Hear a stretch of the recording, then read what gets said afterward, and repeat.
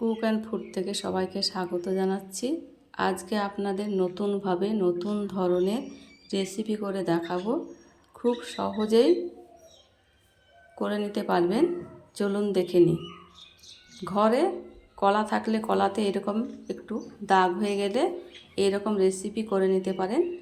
কলাগুলা ছিলে কেটে ব্লেন্ডারে পেস্ট করে নেব। একদম মিহি পেস্ট করে নিতে হবে। ভিডিওটি প্রথম থেকে শেষ পর্যন্ত লাইক দিয়ে দেখে নেবেন। পেস্ট করা হয়ে গেছে। কড়াইয়ে দিয়ে দিলাম 2 কাপ চিনি, হাফ কাপ জল, 2টো এলাচ। চিনিটা জাল দিয়ে গলিয়ে নিয়েছি।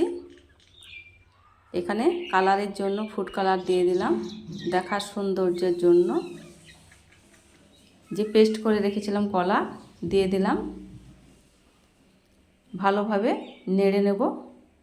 এই সময় গ্যাসের আঁচ মিডিয়াম থাকবে, অনবরত নাড়তে হবে, নাড়া বন্ধ করা যাবে না।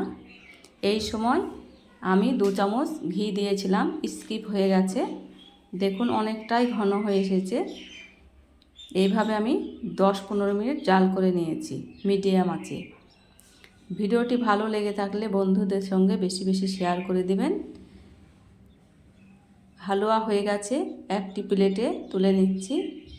দেখুন কলা দিয়ে যে অসম্ভব মজার হালুয়া করা যায়, একবার না করলে বুঝতেই পারবেন না।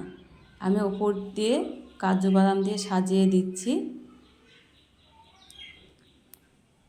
দেখুন কত সুন্দর হয়েছে।